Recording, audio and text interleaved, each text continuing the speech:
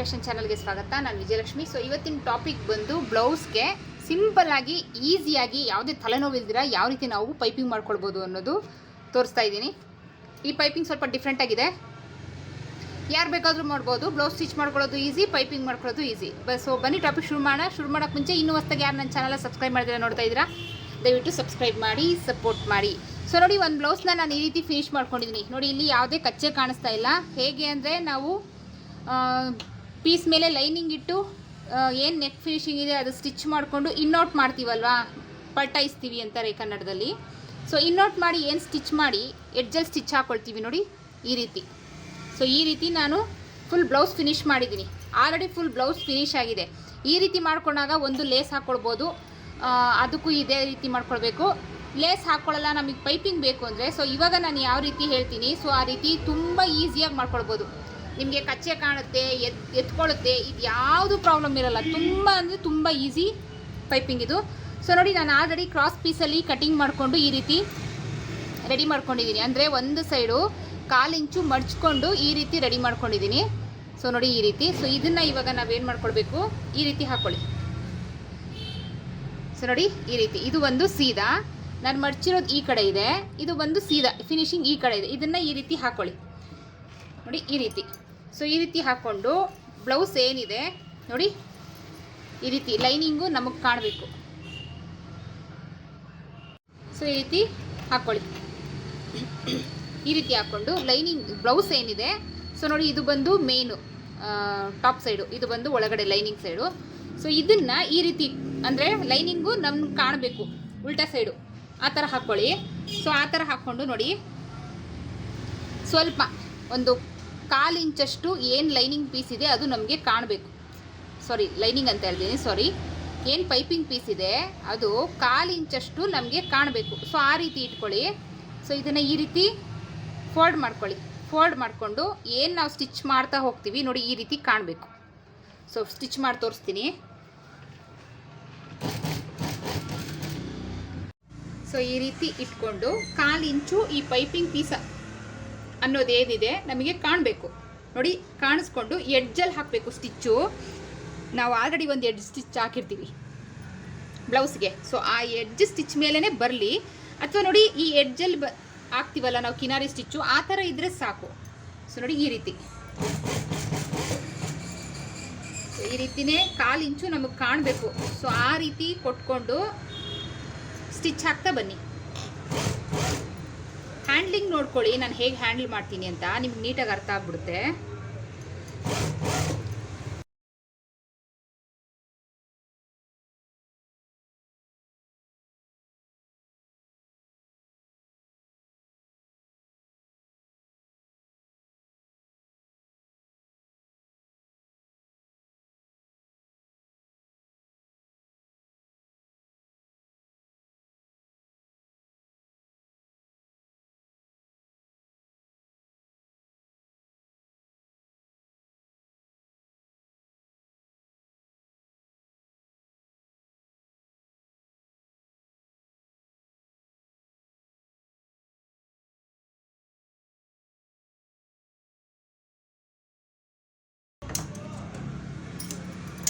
So ನೋಡಿ, 1/2 inch ಇದೆ ಅನ್ನೋವಾಗ ನಾನು ಏನು ಎಕ್ಸ್ಟ್ರಾ ಇದೆ ಅದು ಕಟ್ ಮಾಡಿ ತೆಗ್ದಿದ್ದೀನಿ.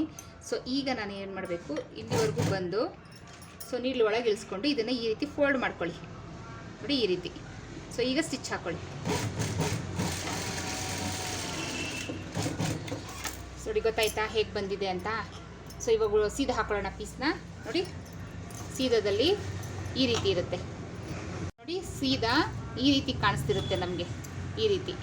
ಸೊ ಉಲ್ಟದಿಂದ ಹಾಕ್ಕೊಂಡು ಇದನ್ನು ನಾವು ನೇರ ಕೂಡ ಮಾಡ್ಕೋಬೋದು, ಈ ಥರ ಇಟ್ಕೊಂಡು ಸ್ಟಿಚ್ ಮಾಡ್ಬೋದು. ಸೊ ಏನು 1/4 ಇಂಚ್ ಬಿಡ್ತೀವಿ, ಸೊ ಅದು ಎಕ್ಸ್ಟ್ರಾ ನಾವು ಎಷ್ಟು ಬಿಡ್ತಾ ಇದ್ದೀವಿ ಅಂತ ನಮಗೆ ನೀಟಾಗಿ ಗೊತ್ತಾಗಲ್ಲ, ಯಾಕಂದರೆ ಈ ರೀತಿ ಇದ್ದಾಗ. ಸೊ ಅದೇ ನಾವು ಇದನ್ನು ಉಲ್ಟಾ ಇಟ್ಕೊಂಡು ಅಟ್ಯಾಚ್ ಮಾಡಿದ್ರೆ ನಾವು ಇಲ್ಲಿ ಎಕ್ಸ್ಟ್ರಾ ಬಿಡ್ತಾ ಇದ್ದೀವಿ ಅನ್ನೋದು 100% ನೀಟಾಗಿ ಗೊತ್ತಾಗುತ್ತೆ. ಸೊ ಈ ಮೆಥಡ್ ಫಾಲೋ ಮಾಡಿ, ಸಖತ್ತಾಗಿ ಬರುತ್ತೆ, ಒಳ್ಳೆ ಮೆಥಡ್ ಕೂಡ. One of the my favourite method ಇದು. ಸೊ ಈಗ ಇದನ್ನು ಈ ರೀತಿ ಫೋಲ್ಡ್ ಮಾಡ್ಕೊಳ್ಳಿ. ಸೊ ಫೋಲ್ಡ್ ಮಾಡಿಕೊಂಡು ನೋಡಿ, ಇದನ್ನು ಈ ರೀತಿ ಫೋಲ್ಡ್ ಮಾಡ್ಕೊಳ್ಳಿ. ಸೊ ಈಗ ಇದನ್ನು ಈ ರೀತಿ ಮಡ್ಚ್ಕೊಳ್ಳಿ.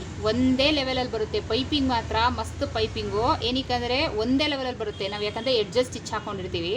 ಸೊ ಚಿಕ್ಕದಾಗಿ ಒಂದೇ ಲೆವೆಲ್ ಬರುತ್ತೆ. ಒಂದು ಸರಿ ಬಿಗಿನರ್ಸ್ ದಯವಿಟ್ಟು ಟ್ರೈ ಮಾಡಿ, ದಿ ಬೆಸ್ಟ್ ಪೈಪಿಂಗ್ ಇದು. ಸೊ ಈಗ ಈ ರೀತಿ ಮಡ್ಚ್ಕೊಂಡು ಈ ಬಾಡಿ ಪೀಸ್ ಮೇಲೆ ಬರಬೇಕು ಸ್ಟಿಚ್ಚು, ಪೈಪಿಂಗ್ ಮೇಲೆ ಬರಬಾರ್ದು. ಸೊ ಆ ರೀತಿ ಸ್ಟಿಚ್ ಹಾಕೊಳ್ಳಿ.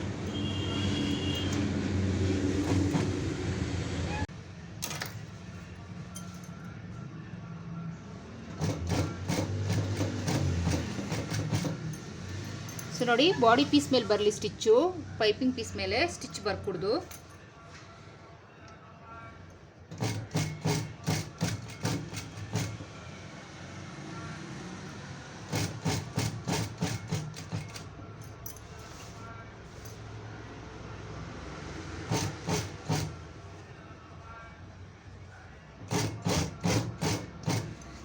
ಸೊ ಅದೇ ಫೋಲ್ಡ್ ಆಗ್ತಾ ಹೋಗುತ್ತೆ, ಇಲ್ಲಿ ಏನು ತಲೆ ಕೆಡಿಸ್ಕೊಳ್ಳೋಂಗೆ ಇಲ್ಲ, ನೀಟಾಗಿ ಅದೇ ಫೋಲ್ಡ್ ಆಗ್ತಾ ಹೋಗುತ್ತೆ.